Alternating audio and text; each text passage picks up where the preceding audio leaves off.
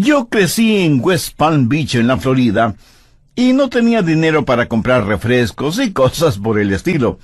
Así que trepaba los árboles cocoteros, hacía caer algunos cocos, les hacía un orificio y bebía esa deliciosa agua de coco.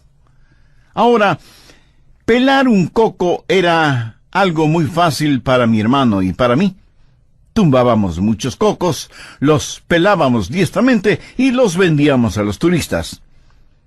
Yo podía pelar y abrir un coco en menos de un minuto porque Dios puso algo así como costuras en la corteza del coco y descubrí que era fácil pelar un coco descosiendo esas costuras.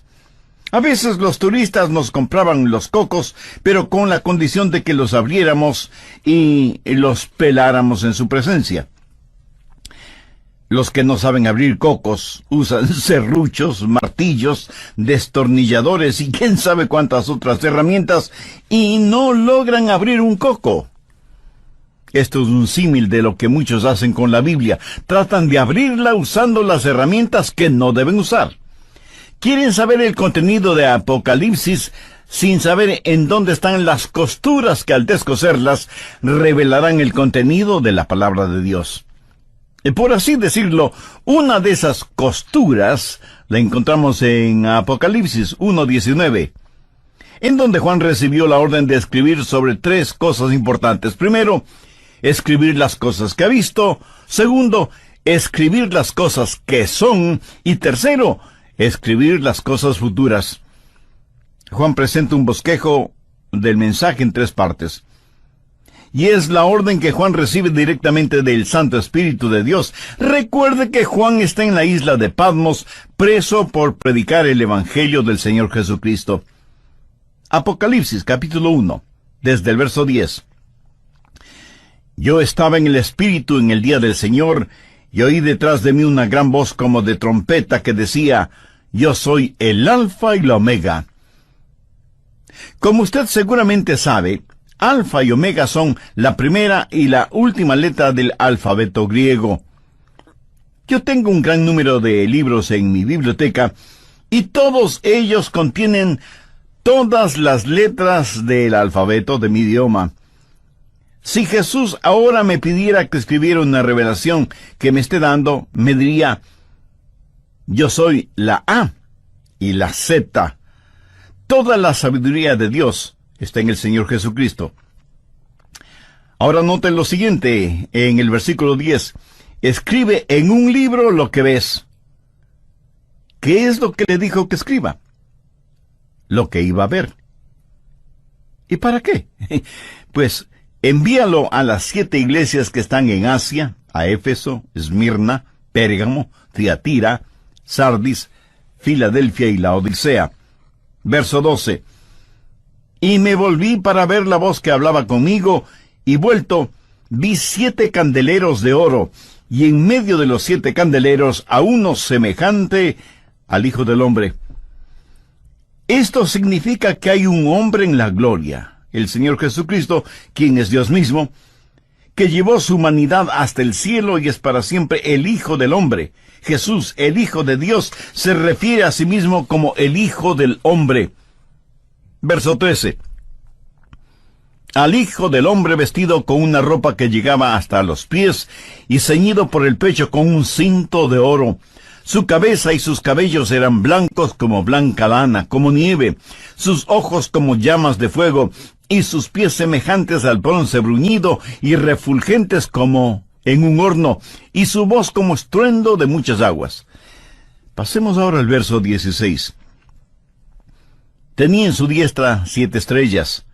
De su boca salía una espada aguda de 2 filos, y su rostro era como el sol cuando resplandece en su fuerza. Y cuando le vi, caí como muerto a sus pies. Y él puso su diestra sobre mí, diciéndome: no temas, yo soy el primero y el último, y el que vivo y estuve muerto. Mas he aquí que vivo por los siglos de los siglos. Amén.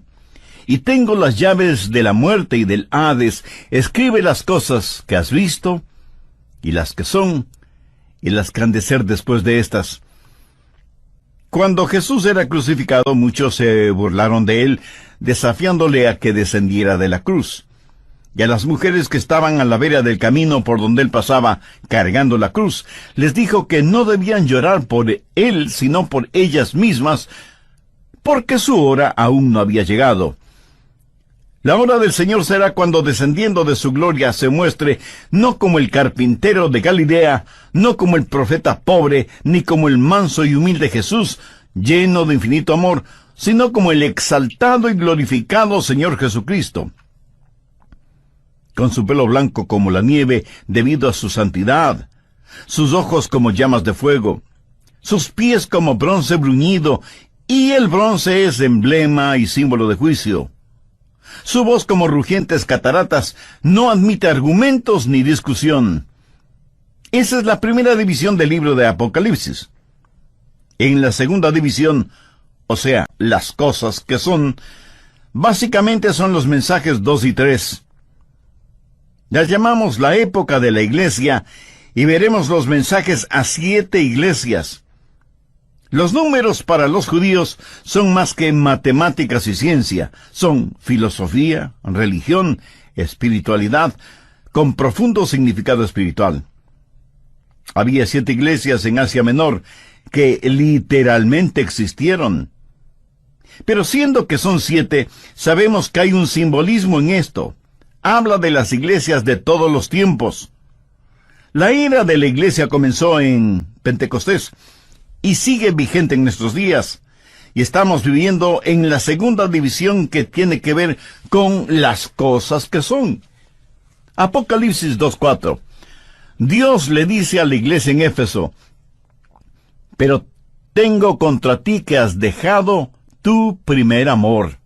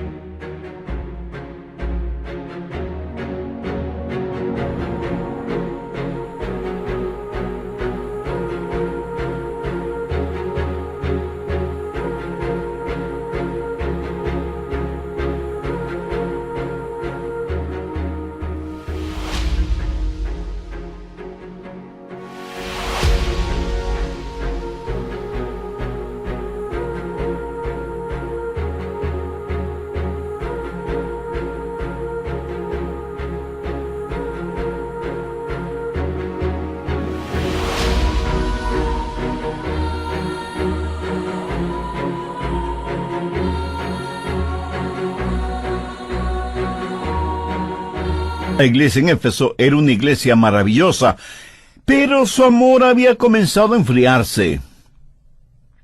¿Se acuerda cuando usted se casó? ¿Se acuerda de su luna de miel? Después de años de casados, siguen viviendo en su luna de miel. Si es que usted no ama a su esposa más de lo que la amaba en la luna de miel, quiere decir que la ama menos. Porque el amor nunca es estático, nunca se queda estancado. ¿Ama usted al Señor Jesucristo con esa inquietante, deslumbrante intensidad que tuvo cuando le recibió en su vida como Salvador y Señor? Ojalá que nunca perdamos esa realidad. Alguien dijo que la luna de miel es el período entre el sí, lo prometo, y el ¿de qué promesa se trata? Lo que necesitamos hacer es mantener vivo y ardiente nuestro primer amor. De la iglesia de Éfeso se podía decir muchas cosas maravillosas. Sin embargo, Jesús dijo: pero tengo contra ti que has dejado tu primer amor. Y eso fue el mensaje más importante para la iglesia de Éfeso. Apocalipsis 2:10. Mensaje para la iglesia de Esmirna: no temas en nada lo que vas a padecer. Y aquí, el diablo echará a algunos de vosotros en la cárcel para que seáis probados, y tendréis tribulación por 10 días. Sé fiel hasta la muerte, y yo te daré la corona de la vida. Esta es una iglesia que conocería el sufrimiento, y toda genuina iglesia del Señor sabe lo que es sufrir por causa de su nombre, porque contrariamente a lo que se predica desde muchos púlpitos hoy en día, cuesta el servir al Señor. A veces nos puede costar la vida. No piense que una vez que es salvo o salva, está en camino hacia el éxito, la popularidad y la prosperidad financiera. De ninguna manera. El Señor está enseñando aquí que nosotros, en esta época de la iglesia, estamos en peligro de dejar de perder nuestro primer amor y necesitamos enfrentar el hecho de que sufriremos persecución. Luego viene el mensaje a la iglesia de Pérgamo. El verso 14 epitomiza lo que estaba mal en la iglesia de Pérgamo. Escúchelo. Pero tengo unas pocas cosas contra ti, que tienes ahí a los que retienen la doctrina de Balaam, que enseñaba a Balac a poner tropiezo ante los hijos de Israel, a comer cosas sacrificadas a los ídolos y a cometer fornicación. Esta era una iglesia neotestamentaria, pero la impiedad y la mundanalidad estaban mezcladas con las enseñanzas del Evangelio. Y lo mismo era el altar de Jehová que el altar de Baal, que era un dios pagano. Y eso mismo es lo que está sucediendo en muchas iglesias en la actualidad. En muchas iglesias se justifica el aborto indiscriminado y muchos llamados reverendos pontifican acerca de la conveniencia de eliminar bebés mediante el aborto. ¿Sabe?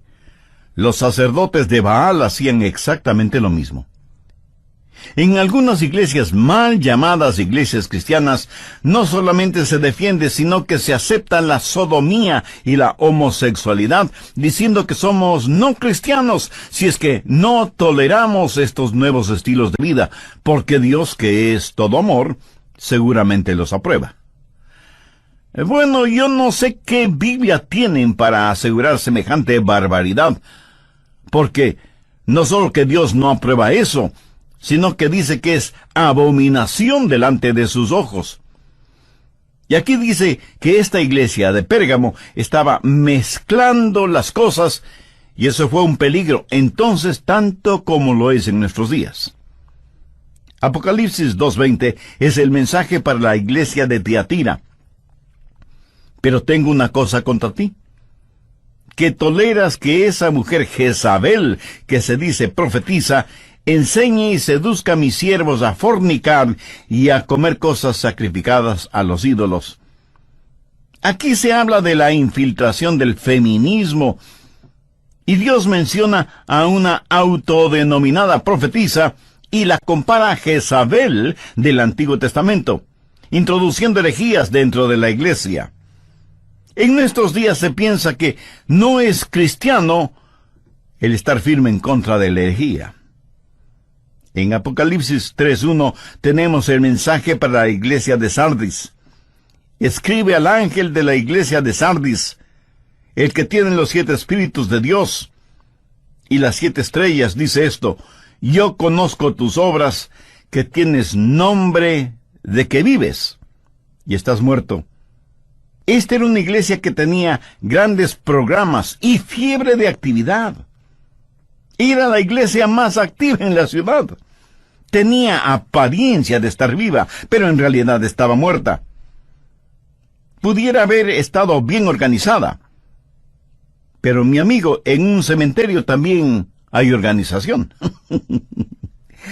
Me imagino que esta iglesia tenía un comité que supervigilaba al comité de promoción. Tenía todo, menos vida. Las iglesias como tales, bien organizadas, necesitan preocuparse por tener vida y no solo por tener un nombre. Pero gracias a Dios que hubo una iglesia cuyo distintivo fue el amor. Apocalipsis 3, versos 7 y 8. Escribe al ángel de la iglesia de Filadelfia: esto dice el santo, el verdadero, el que tiene la llave de David, el que abre y ninguno cierra, y cierra y ninguno abre. Yo conozco tus obras. He aquí, he puesto delante de ti una puerta abierta. ¿Sabe usted lo que significa Filadelfia? Significa amor fraternal. Esta era una iglesia donde todos se amaban mutuamente. Una iglesia está compuesta por personas que tienen toda clase de ideas acerca de la música, si tradicional o contemporánea. Algunas quieren levantar las manos en adoración y alabanza, otras no. Y así por el estilo. ¿Quién está en lo correcto? Nadie. ¿Quién está en lo incorrecto? Nadie. Lo importante no es el tratar de imponer mi estilo o mi gusto como una señal de superespiritualidad. Lo que debe mantenernos unidos es el amor que tenemos en el Señor Jesucristo. Escúcheme. Es muy fácil encontrar errores para no estar de acuerdo con los demás. Y aquí debo confesar algo. A veces yo no estoy de acuerdo conmigo mismo. Pero debemos entender lo siguiente, debemos sentir y practicar el amor fraternal. Satanás siempre preferirá el estar en medio de cristianos que no se aman, que vender pornografía, licores o drogas. Dios le dijo a la iglesia en Filadelfia, he puesto delante de ti una puerta abierta, la cual nadie puede cerrar. El último mensaje es para la iglesia en la Odisea. Apocalipsis 3, versos 15 y 16. Yo conozco tus obras, que ni eres frío ni caliente. Ojalá fueses frío o caliente. Pero por cuanto eres tibio, y no frío ni caliente, te vomitaré de mi boca. Qué triste retrato de la iglesia de la Odisea. Tolerante de todo, acomodaticia. Demasiado buenos para ser malos, demasiado malos para ser buenos. Jesús dice que preferiría que fuesen o bien fríos o bien calientes, pero no tibios. ¿Sabe que lo más difícil de vencer son los cristianos tibios? Si las iglesias tuvieran menos miembros, pero todos ellos en fuego por Jesús, se podría hacer mucho más que con un ejército de miembros tibios. Y cuando Jesús dice, pero por cuanto eres tibio y no frío ni caliente, te vomitaré de mi boca, en español común y corriente quiere decir, tu comportamiento me enferma hasta el punto de querer vomitar. ¿Cuál es su comportamiento frente a Jesús? ¿Tiene una relación personal con Él? Si no la tiene, ¿por qué no hace esa decisión ahora mismo? Las 7 iglesias de Asia Menor y mencionadas en Apocalipsis 1:11 son representativas de las iglesias de todos los tiempos desde Pentecostés hasta nuestros días. Por lo tanto, estamos viviendo las cosas que son. Y esta es la segunda división del libro de Apocalipsis. La tercera división tiene que ver con las cosas que han de ser después de estas, y estas comienzan en Apocalipsis 4:1. Después de esto miré, y he aquí una puerta abierta en el cielo, y la primera voz que oí como de trompeta, hablando conmigo, dijo, sube acá, y yo te mostraré las cosas que sucederán después de estas. Desde el capítulo 4 hasta el final de Apocalipsis, ya no se mencionará a la iglesia, nombrada repetidamente en los 3 primeros capítulos. Recuerde lo que dice Juan, después de estas cosas, oí una voz como de trompeta. La Biblia dice que al sonido de la trompeta van a suceder cosas interesantes. Busque 1 Corintios 15:52. En un momento, en un abrir y cerrar de ojos, a la final trompeta. Y en 1 Tesalonicenses 4:16 leemos, porque el Señor mismo con voz de mando, con voz de arcángel y con trompeta de Dios descenderá del cielo, y los muertos en Cristo resucitarán primero. ¿Qué es lo que leímos en Apocalipsis 4:1? Oí una voz como de trompeta diciendo, sube acá. Esto es, en reunirnos con el Señor. Y Juan, en el Espíritu, experimentó esto. Dios le dio un atisbo de su gloria, del futuro, para que hable de la tercera división, las cosas por venir. ¿Cuándo sucederán? Pues en cualquier momento. Busque Mateo 24 desde el verso 36. Jesús está hablando y dice: pero del día y la hora nadie sabe, ni aun los ángeles del cielo, sino solo mi Padre. Mas como en los días de Noé, así será la venida del Hijo del Hombre. Ahora demos un pequeño salto hasta el verso 44. Por tanto, también vosotros estad preparados, porque el Hijo del Hombre vendrá a la hora que no pensáis. Algunos enseñan que la iglesia experimentará la gran tribulación, y eso no es cierto. Por el contrario, dice que todo será como en los días de Noé, cuando todos se dedicaban a cosas cotidianas, no necesariamente buenas o encomiables, hasta que súbitamente y en forma cataclísmica vino el diluvio y se los llevó a todos. Si yo supiera que Jesús viene al final de la tribulación, sabría exactamente hasta la hora de su venida. ¿Por qué? Porque la tribulación durará 7 años. Podría estar contando los días, y en vez de mirar por Jesús, podría estar mirando por el anticristo, si es que estuviera esperando ver señales en vez de esperar a Cristo. Pero la Biblia enseña que al final de la era de la iglesia, en cualquier momento, el Señor puede venir, que la trompeta sonará, y que Jesús llamará a los suyos para que estén con Él. Apocalipsis 4:1 es el comienzo de la tercera división, o sea, las cosas que sucederán después de estas. ¿Qué sucederá después del rapto? Escúcheme, cuando la iglesia sea quitada de la tierra, la sal y la luz desaparecerán. El Espíritu Santo se apartará. Y la bestia que sale del mar, el anticristo, será presente. Y será el tiempo de la gran tribulación. Apocalipsis 6:17, porque el gran día de su ira ha llegado, ¿y quién podrá sostenerse en pie? La tribulación es la ira de Dios derramada sobre la tierra, y la Biblia dice concerniente a la iglesia que Dios ha determinado que su ira no será sobre aquellos que son salvos mediante el Señor Jesucristo. Dios nunca derramará su ira sobre sus hijos. Y como hijos, somos el objeto de la disciplina de Dios, pero jamás de la ira de Dios. La ira de Dios es solo para aquellos que han rechazado al Señor Jesucristo. Después del rapto vendrá el gran día de la ira de Dios. ¿Y quién podrá sostenerse en pie frente a la ira divina? Busque Apocalipsis 9:6. Y en aquellos días los hombres buscarán la muerte, pero no la hallarán, y ansiarán morir, pero la muerte huirá de ellos.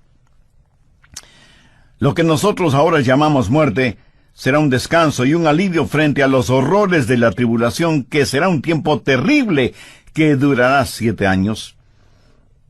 Qué triste el día cuando se escuche el llanto, la angustia, la desesperación de los perdidos, cuando sepan su destino. E implorarán a las rocas y a las montañas que les sepulten, y orarán, pero será demasiado tarde. Si en la primera venida de Jesús usted no se salva, en la segunda venida usted ciertamente será condenado. El rapto es el primer paso de las cosas que serán. Segundo, al ya no estar el Espíritu Santo y la Iglesia en el mundo, la corrupción moral y las tinieblas espirituales serán evidencia de la gran tribulación. ¿Cuándo terminará la gran tribulación? Recuerde que durará 7 años. Por el libro de Daniel y del Apocalipsis, sabemos que este período de 7 años terminará con la batalla de Armagedón. Anote Apocalipsis 16:16. Y los reunió en el lugar que en hebreo se llama Armagedón. Armagedón actualmente significa el monte de Megiddo, que es un lugar en la planicie de Jezreel. Algunas de las batallas más decisivas de la historia se han desarrollado en ese lugar y muchos de los famosos conquistadores pelearon allí porque Israel está en la confluencia de 3 continentes y de las rutas comerciales y militares. A través de esta tierra, desde Egipto a Siria y Mesopotamia, grandes batallas se pelearon en Megiddo. Y este será el lugar en donde la bestia, el anticristo, el hombre de pecado, el hijo de perdición, hará su último esfuerzo con su ejército mundial para enfrentar al pueblo de Dios, los judíos, y tratar de apoderarse de Jerusalén, la ciudad dorada, que es la ciudad que se ha transformado en el centro de atención mundial. El anticristo será el supremo comandante del ejército global de todas las naciones que bajo el pretexto de paz mundial unilateralmente desarmará a todas las naciones para concentrar todo el poder militar bajo su mando para la gran batalla final, la de Armagedón. Busque Apocalipsis 19:19. Y vi a la bestia, a los reyes de la tierra y a sus ejércitos reunidos para guerrear contra el que montaba el caballo y contra su ejército. ¿Cómo se peleará esta batalla? Jesucristo va a destruirlos con el espíritu de su boca. Apocalipsis 19, los versos 11 y 12. Entonces vi el cielo abierto, y he aquí un caballo blanco, y el que lo montaba se llamaba Fiel y Verdadero, y con justicia juzga y pelea. Sus ojos eran como llama de fuego, y había en su cabeza muchísimas diademas, y tenía un nombre escrito que ninguno conocía sino él mismo. Sabía que hay una ley física que dice que ningún recipiente puede llevar más que la capacidad del recipiente. Piénselo. No es tan difícil entenderlo, aunque parezca un poco complicado. Ahora escúcheme atentamente. Dios es mucho más grande que su capacidad mental. Y estoy muy agradecido a Dios de que Él sea así. De otra manera, yo no tendría ninguna confianza en un Dios al que pueda entender o controlar. Espero que me haya entendido. Dice que tenía un nombre que solo Él conocía. Continuemos leyendo los versos 13 y 14. Estaba vestido de una ropa teñida en sangre, y su nombre es el Verbo de Dios. Y los ejércitos celestiales, vestidos de lino finísimo, blanco y limpio, le seguían en caballos blancos. ¿Quiénes forman estos ejércitos celestiales? Los santos de todos los tiempos, transformados a semejanza de Jesucristo, vestidos con lino finísimo. Nosotros, sus santos, venimos con Él, con quien hemos tenido una luna de miel por 7 años, mientras las llamas de la tribulación calcinaban la tierra. Entonces Él viene para la batalla de Armagedón, cuando los hombres mortales y el Dios inmortal se enfrentarán, y esa batalla será ganada con su palabra. La Biblia dice que Él destruirá la bestia con la espada que sale de su boca, o sea, con su palabra. Ahí estará el anticristo con sus sofisticadas y supermodernas y tecnológicamente insuperables armas, propias de una película de ciencia ficción. Y aquí vienen los ejércitos celestiales. Y en el momento preciso, el Señor hablará y eliminará a sus enemigos para siempre. La Biblia dice en Hebreos 4:12, porque la palabra de Dios es viva y eficaz y más cortante que toda espada de 2 filos. ¿Cuáles son las cosas que hemos visto? A Cristo glorificado. ¿Cuáles son las cosas que son? La era de la iglesia. ¿Cuáles son las cosas que serán? Primero, el rapto, luego la tribulación, después la batalla de Armagedón. ¿Qué sucederá después del Armagedón? El milenio, o sea, el reino de Dios en la tierra por 1000 años. Busque, por favor, Apocalipsis 26. Bienaventurado y santo el que tiene parte en la primera resurrección. La segunda muerte no tiene potestad sobre estos, sino que serán sacerdotes de Dios y de Cristo, y reinarán con él 1000 años. Seguramente alguien me preguntará, Pastor Rogers, ¿cree que aquí se está hablando en términos espirituales? ¿O es algo literal o solo simbólico? Yo creo que tiene que ser literal. ¿Qué es lo que Jesús nos enseñó a orar? Padre nuestro que estás en los cielos, santificado sea tu nombre, venga tu reino, hágase tu voluntad como en el cielo, así también en la tierra. ¿Cuándo y dónde cree usted que esa oración va a ser contestada? ¿Cree usted que Jesús nos hubiera pedido que oremos si es que esa oración no iba a ser contestada? Recuerde lo que dice una de las bienaventuranzas en Mateo 5. Bienaventurados los mansos, porque ellos recibirán la tierra por heredad. ¿Qué es lo que dice Apocalipsis 26? Bienaventurado y santo el que tiene parte en la primera resurrección. La segunda muerte no tiene potestad sobre estos, sino que serán sacerdotes de Dios y de Cristo, y reinarán con él 1000 años. ¿Se imagina? Seremos sacerdotes de Dios. Vamos a juzgar a ángeles. Vamos a reinar con él, literalmente. Y la tierra florecerá como una rosa.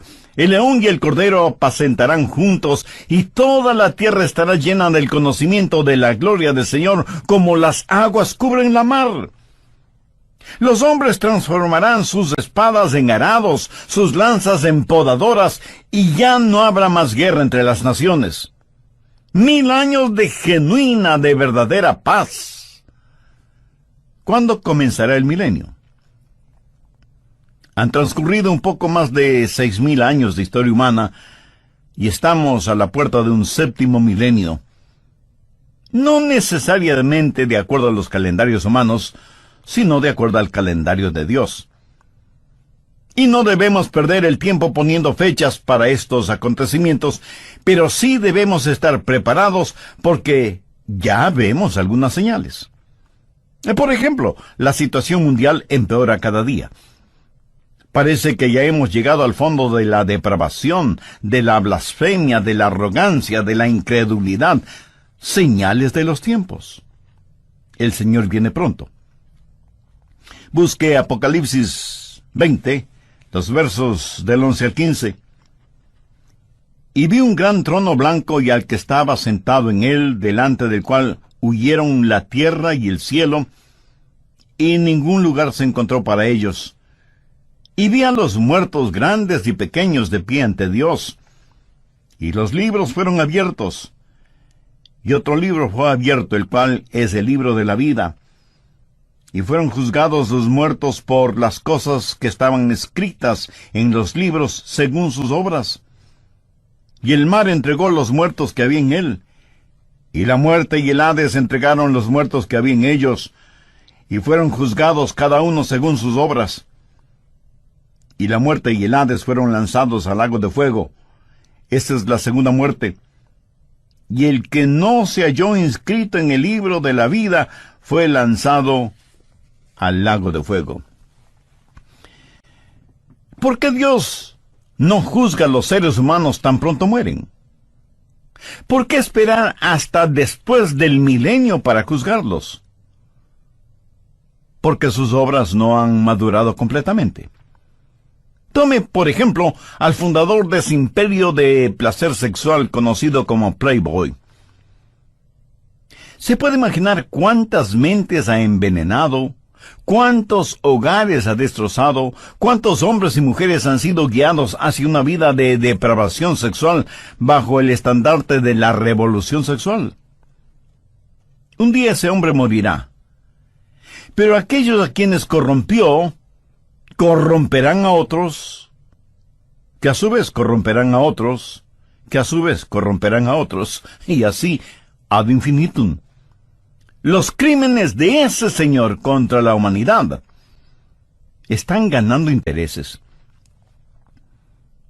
Dios no juzgará a nadie mientras no haya puesto el último punto en la última página del libro de la historia de cada uno.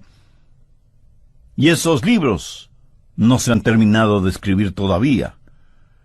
Por eso el juzgamiento será después del milenio. ¿Cuál será el último de los eventos? Veamos Apocalipsis 21, los versos 7 y 8. El que venciere heredará todas las cosas, y yo seré su Dios, y él será mi hijo. Pero los cobardes e incrédulos, los abominables y homicidas, los fornicarios y hechiceros, los idólatras y todos los mentirosos tendrán su parte en el lago que arde con azufre y fuego, que es la muerte segunda. La Biblia enseña que hay una categoría de vencedores y otra de los que sufrirán en el infierno. En la actualidad es falta de consideración hacia los demás el hablar del infierno. Se dice que hablar del infierno no es políticamente correcto, y muchos prefieren estar políticamente correcto ante los hombres, aunque estén incorrectos delante de Dios.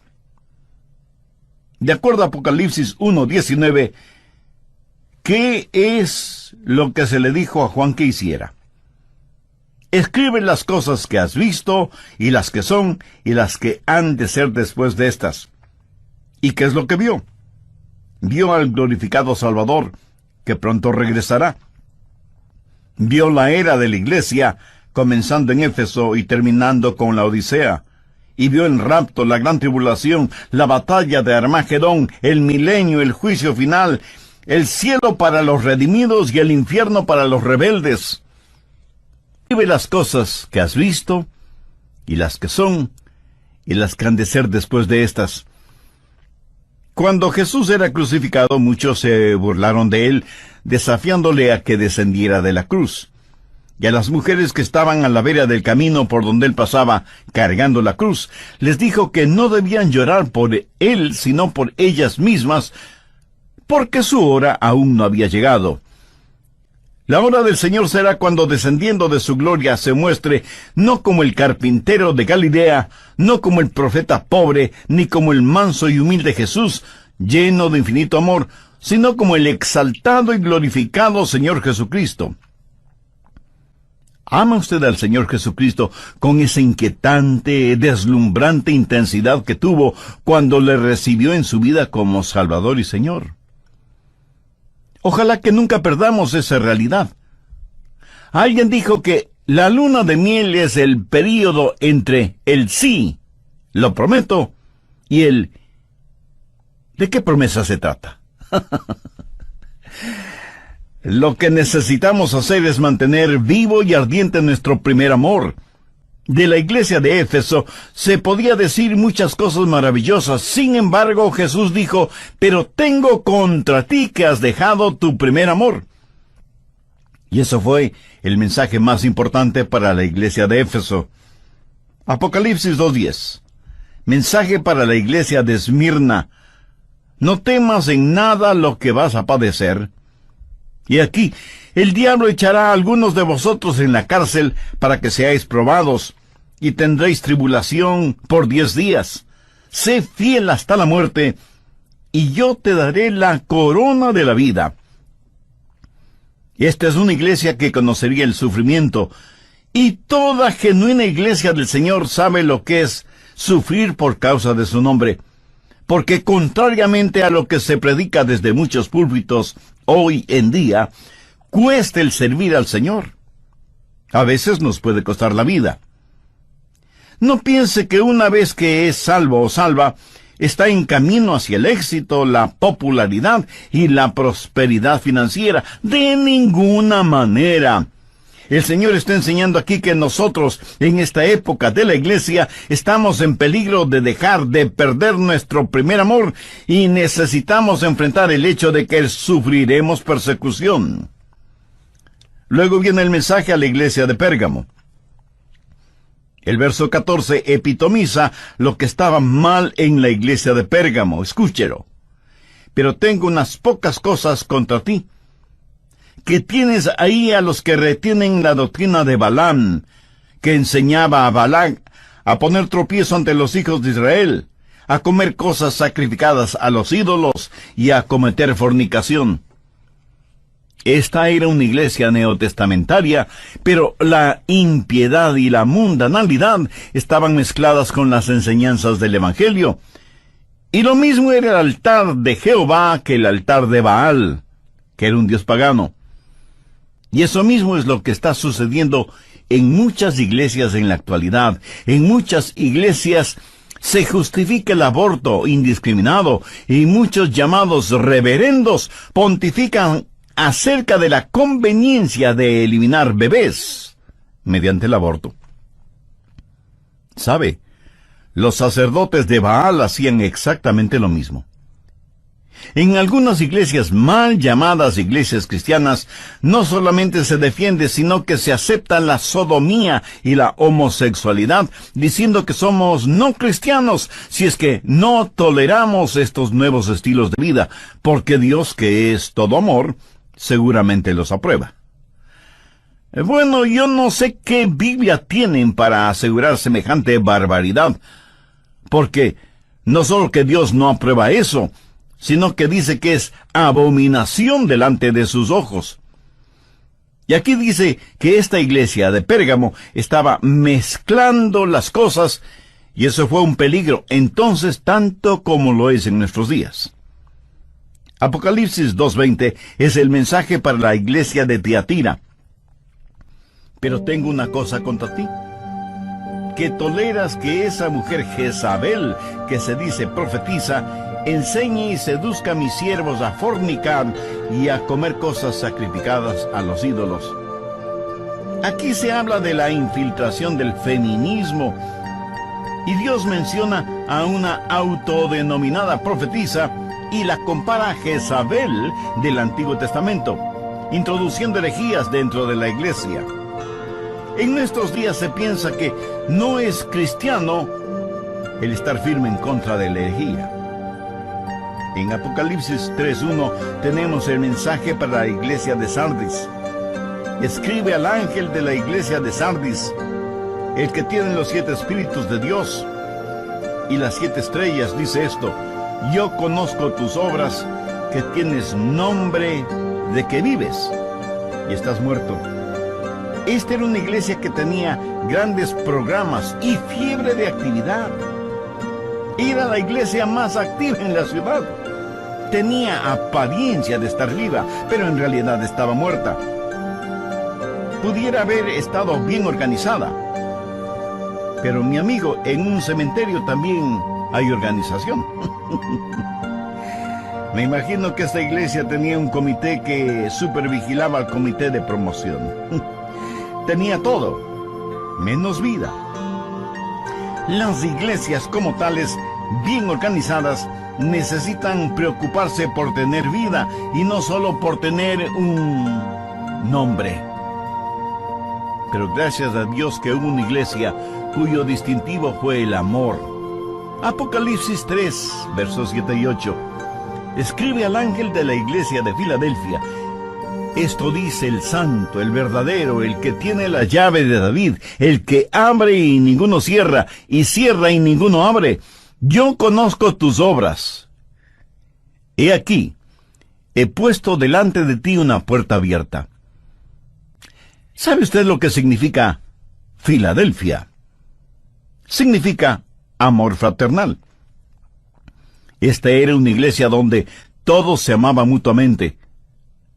Una iglesia está compuesta por personas que tienen toda clase de ideas acerca de la música, si tradicional o contemporánea. Algunas quieren levantar las manos en adoración y alabanza, otras no. Y así por el estilo. ¿Quién está en lo correcto? Nadie. ¿Quién está en lo incorrecto? Nadie. Lo importante no es el tratar de imponer mi estilo o mi gusto como una señal de superespiritualidad. Lo que debe mantenernos unidos es el amor que tenemos en el Señor Jesucristo. Escúcheme.